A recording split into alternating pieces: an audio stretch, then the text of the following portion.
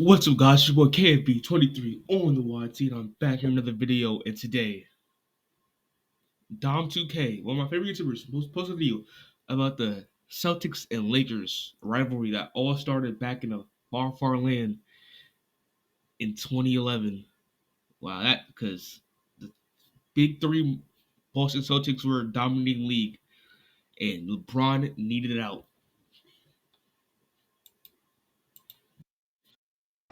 I don't believe it's a stretch to say that the Celtics and Heat are officially a rivalry. As a matter of fact, it's one that began in 2010 and has spanned through the 2020s so far. While spectating the most recent installment and all the amazing moments that were happening, I stopped to think about all the amazing moments I've experienced with this over the last 13 years. It was my belief that if I were to present them all in one place, you would actually see how great this rivalry has been and the potential for where it can go. So that's what this video entails. I'm going to go down to the very individual plays that make this matchup what it's been so far, some of which you may not even remember.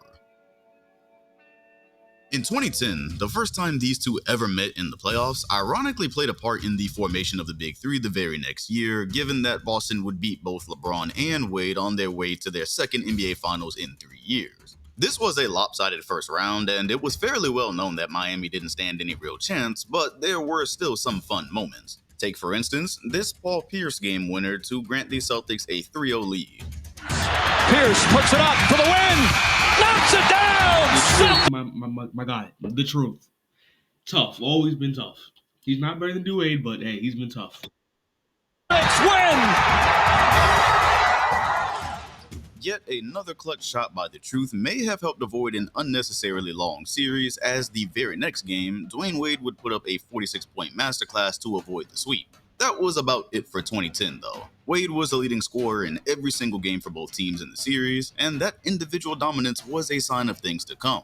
The very next season, the Heat had formed their Big Three in a near direct response to the Celtics, and we spent all season knowing that at some point they were going to end up in a battle. That brings us to a moment that I feel has largely been forgotten. Pocket four, poked away, and then Wade pulls down Rondo. It was almost like he was trying to box him out. That's when he broke his arm. Rondo tried to protect Dwayne Wade, and he broke his arm doing this. Shaken up on the play. In the midst of Boston trying to defend their home court down 0-2, Rajon Rondo would suffer one of the more gruesome injuries you'll ever see, only to later somehow emerge from the tunnel and inject life into the crowd with one arm. Of course, reality would set in as the series drug on, leading to LeBron exercising his demons against the Green Team at long last. Early in the game, Wade, James for the lead.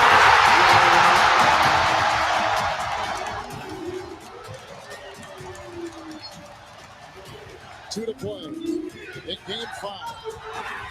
LeBron's defense on Pierce. Green is coming for Kristich. Rebound by Bonds. He's got 10 rebounds. Might go back to 2-3 with LeBron James and Dwayne Wade. James over Pierce. That might be the dagger. You give Celtics, you necessarily Oh. steal. LeBron James. One devastating turnover for Boston after another. 14-0 run. A team that couldn't close is going to close 2 consecutive games. That's an offensive foul. Offensive foul on Delonte West, just going into the chest of Dwayne Wade. In a game Boston was largely in control of, James would go on to score 10 straight points in 2 minutes, humiliating and sending home the group that had given him so many problems since he last made the NBA Finals in 2007. The old saying goes to act like you've been somewhere before, but neither he nor D. Wade could pretend they hadn't just crossed a major item off their list. This was a rivalry. I'm not gonna lie, he did all that just to get swept in 2011, just to lose to Dirk. I'm just saying, Jason Terry beat LeBron. JJ Barea played LeBron. JJ Barea is the GOAT. A rivalry that would resume in 2012 for the third straight year as the Derrick Rose knee injury cleared the path for the Celtics to make it back to the Eastern Conference Finals. Of significant note is that Chris Bosh was hurt in the second round also, meaning it was largely up to Wade and James to take down Boston on their own. With Miami winning Game 1, Rondo would return in Game 2 to explode for 44 points, 10 assists, and 8 rebounds in a game where he knocked down more mid-range jumpers than he probably had the entire season. Although it wasn't enough for that moment, through 4 games, the series was tied going into Game 5 in Miami. That's where I present you this play. Feel they can just put their head down without any resistance. Oh, what a block from Wade! Kicks out to Petrus for 3. That's good. What a turnaround play. This was such an incredible sequence because Boston was already down 6, probably ready to fall behind by double digits after the marvelous Wade block. Yet Rondo redirected it in mid-air to the corner to cut it to a one-possession game, eventually leading to this play.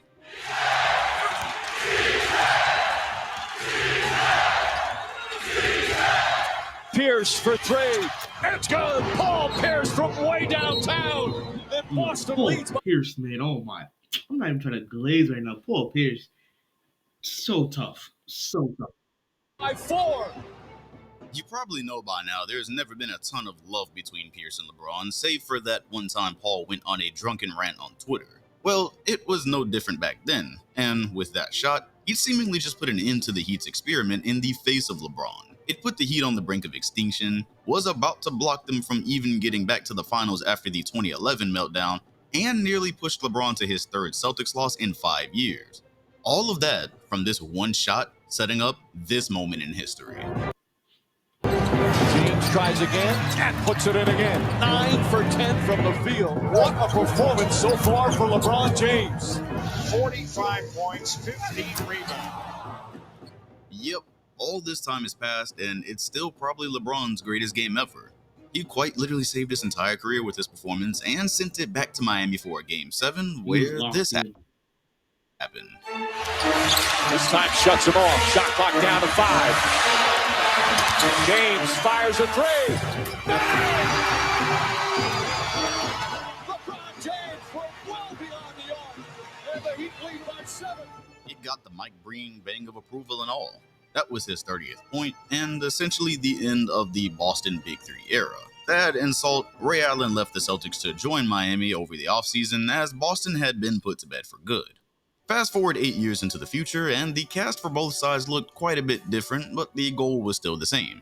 Kill the other side, make the NBA Finals. The two would meet in the bubble for the rights to represent the Eastern Conference for the first time since both of their respective Big Three eras. Per usual, the game was dramatic, in overtime, leading to this. 7, working against Butler, got downhill, couldn't punch it, Bam says get it out of here! Out of bio, sky high with the block and rejection. It really is unfortunate that there wasn't a crowd present to take this one in. That's besides the point though. Bam had blocked Tatum's attempt to tie the game, and eventually the Celtics chanced to go back to the finals, putting the all-time playoff series at 3-1 Miami's way. After that weird 2021 year that I reckon will be argued as the actual COVID season one day, the two met up again in 2022 for, you guessed it, an NBA Finals ticket. Honestly, a lot of this series was just a mess, but it still produced as Celtics and Heat often does. For instance, Game 6, where Boston began to seem like they were on their way finally, Jimmy Butler gave him 42 points, and I'm like, bro, I watched that game live, and it was hitting tough ass stuff. Jimmy Butler answered. Kicks it out to Butler. Butler corner 3, it's good! Jimmy Butler with his 4th 3-pointer of the game, it's back to 5. Butler drives, goes inside.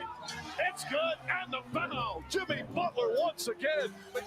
Finds Butler. Butler turns, fires. It's good as the shot clock expires. Jimmy Butler, and it's a 6-point lead. 47 points and momentum killers to send this series back to Miami for a 7th game. As many of you know, I was in the building for this one, and I'd never been more sure I was watching a Boston collapse in real time. 3 right here. Oladipo in traffic, got it. Lowry. Strus. To make it a 2-point game. Connect. Flash. Smart.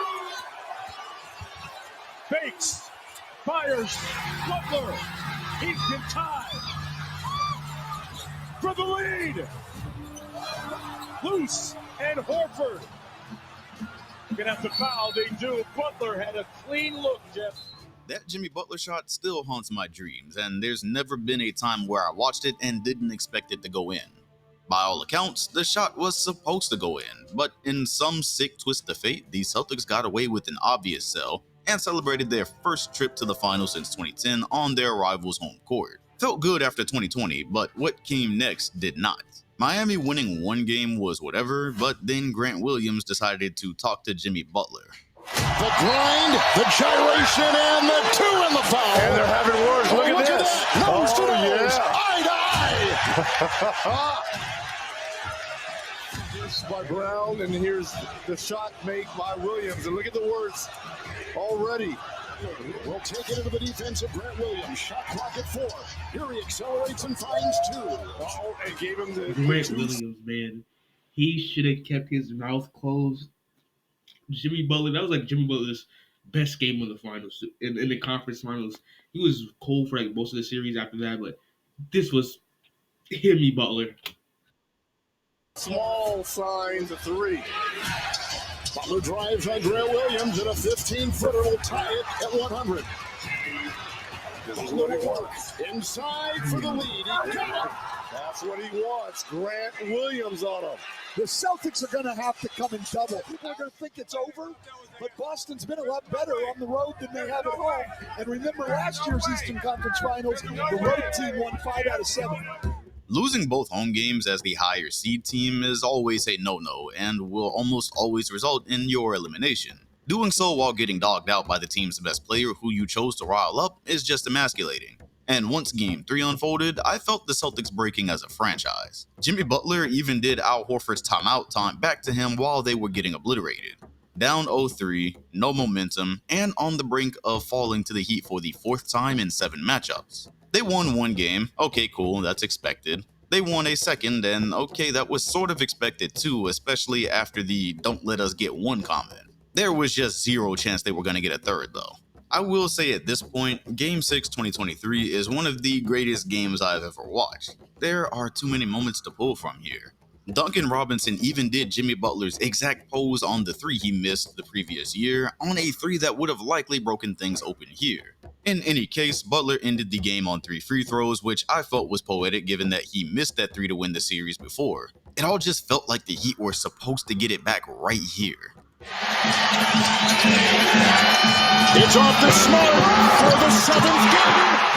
I was jumping in my room, bro. This was during graduation. Like, legit, I graduated high school, legit, like, the day after this. I went in my living room. My brother is a Boston Celtics fan, and we watched this. My whole family, my entire family was there, and he was going on. My dad was there. Like, it was one of the best moments. That was not supposed to happen. Well, I mean, that shot was not supposed to go in. He had 0.1. Every tenth of a second mattered when he put that back. Derek White, if they won the series, that would have been an iconic moment in both Celtics history, honestly. Coming back from 3-0. Kept in, but the buzzer sounded. The light was on. It'll be reviewed. You have to protect the offensive rebound. Oh, he got rid of it. He That's sure a did. Celtic win, and we're going to Game 7. The Celtics are going to win. There's a Game 7 back in Boston. Like I said, one of the greatest and most improbable games I've ever watched in my entire life. The Boston Celtics were now poised to become the only team in NBA history to come back from an 0-3 playoff series deficit. They were now only the 4th team ever to force a Game 7 after going down that far. Exactly the type of drama you'd expect from the Miami Heat and Boston Celtics, as for the last decade, you've really gotten nothing different. Although the men in green did not prevail at this specific moment, it would appear the story continues. Boston finally made a major shakeup to their core, adding Kristaps Porzingis, who is unironically the player they probably needed to beat the Heat zone in this year's playoffs. A Jaylen Brown extension appears to be looming, and there's currently no reason to believe they won't be right back contending next season. Since the inception of the Brown and Tatum duo, they've been to the conference finals, second round, conference finals, injured out in the first round, the NBA finals, and the conference finals. Meanwhile, the Miami Heat are taking longer than expected, but it appears sooner or later they'll draw Damian Lillard, at long last making an actual change to this roster that's been trying to bring home the gold for 4 seasons now. Of course, the NBA is as unpredictable as ever, and maybe these two cores will never face off again, who knows? But from where we're sitting, I expect more hotly contested battles and history-defining moments that we've been spoon-fed since the start of last decade. It's 4-2 at the moment, and all we can do for now is hope that the rivalry continues. Hey guys, thank you guys for watching that video. It was great. It was a good video. Subscribe to Dom2K. Phenomenal YouTuber. Honestly. Subscribe to me too. And always, I'm out. Peace.